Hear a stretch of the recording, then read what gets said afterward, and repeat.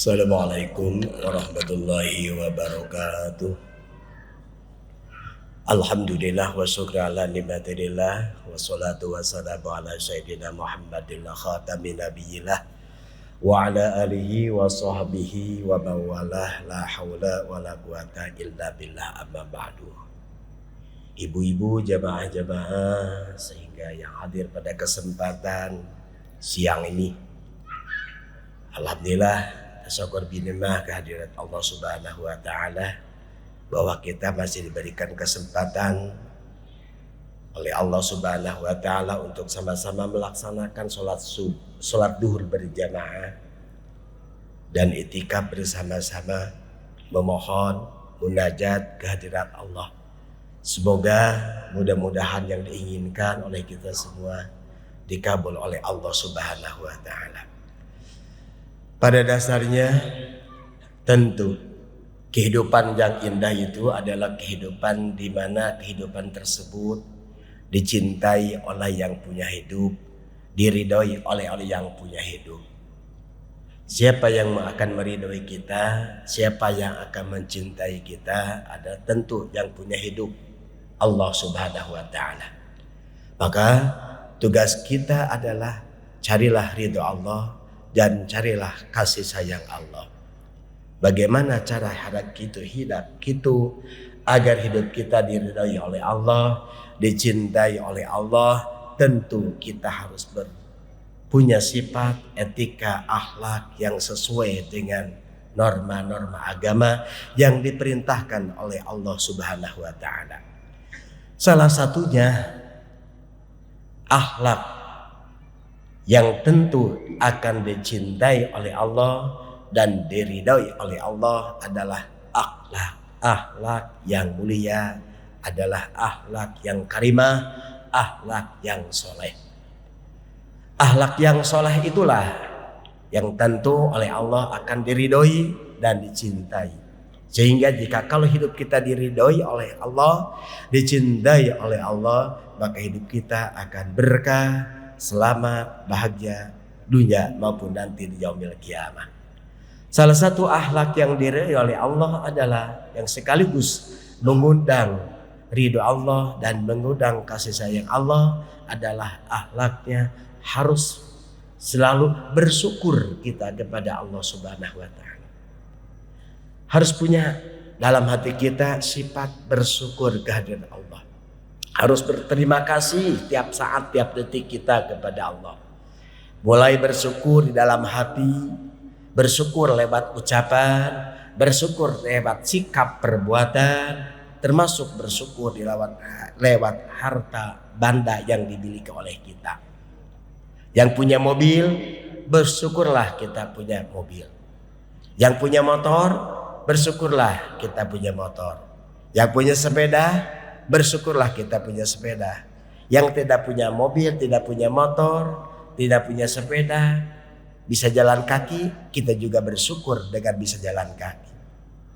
Yang berjalan kaki pun harus bersyukur sehingga bisa sampai di sini, dibanding dengan yang tidak bisa jalan kaki, tetangga sebelah sakit, tidak bisa kemana-mana.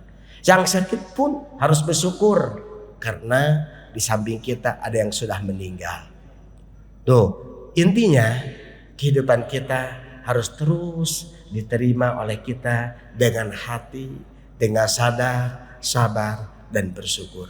Jika kalau hidup kita selalu diwarnai oleh sifat syukur kehadirat Allah, maka Allah dalam Al-Quran menjanjikan la in syakartum la azidannakum. Tiap saat, tiap detik akan ditambah-tambah nikmat oleh Allah Subhanahu wa taala. Baik sehat kita, harta benda kita, ucapan kita, etika kita, semua kehidupan kita kalau diberi dengan sifat syukur kehadirat Allah, tentu oleh Allah akan ditambah-tambah nikmatnya oleh Allah Subhanahu wa taala. Maka dari itulah sifat syukur ini tentu kita selidiki, kita manfaatkan, kita gunakan dengan kehidupan yang nyata, jelas akan membawa keberkahan, akan membawa kemanfaatan, akan membawa ketenangan dunia maupun nanti di yaumil qiyamah. Syukur tersebut tidak mudah. tertanam dalam hati kita. Karena kita terkadang suka ada ujian, ada godaan yang terkadang menimpa dalam hati kita. Apa godaannya? Sifat egois, sifat angkuh, istilah tema rasa maneh. Itu kadang-kala suka ada dalam hati kita. Sehingga sifat syukur tersebut jauh dalam hati kita, jauh dalam pikiran kita. Karena kita masih dikuasai sifat keangkuhan, sifat egois dalam diri kita. Maka dari itulah sifat angkuh tersebut buang selama-lamanya, buang sekecil-kecilnya, bahkan tidak ada dalam hati kita sifat angkuh, agar muncul nanti sifat syukur kehadirat Allah Subhanahu wa taala.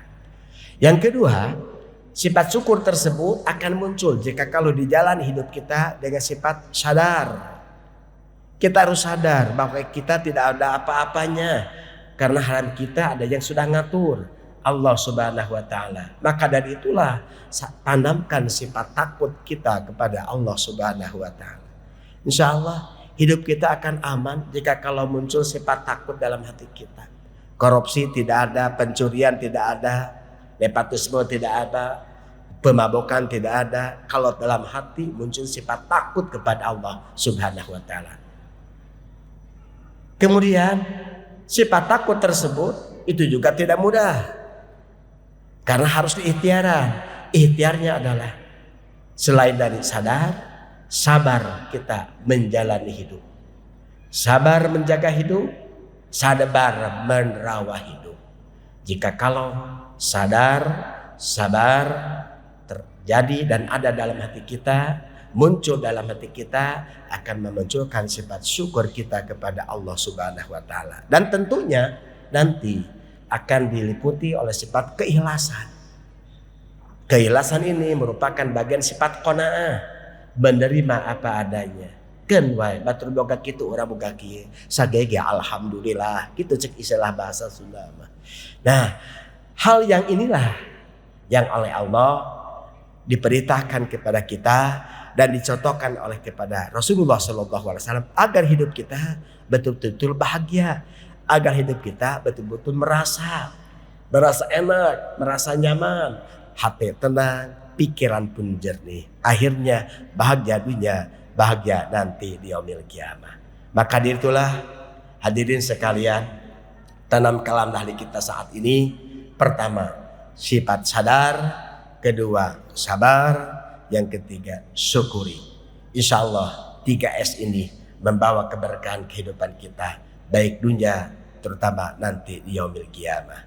Mudah-mudahan Allah Subhanahu wa taala memberkati kepada kita sekalian umur yang panjang, agar hidup kita diberikan kesempatan oleh Allah untuk memperbaiki diri kita, agar diri kita dijadikan oleh Allah sebagai orang yang ahli syukur, sebagai orang yang ahli sabar, sebagai orang yang ahli sadar. Akhirnya kita bahagia dunia, bahagia nanti yaumil qiyamah, dan mewariskan putra putri kita yang soleh dan solehah. Sekian, terima kasih. Subhanakallahumma wa bihamdika, asyhadu an la ilaha illa anta, astaghfiruka wa atubu ilaik. Walhamdulillahi rabbil alamin. Assalamualaikum warahmatullahi wabarakatuh.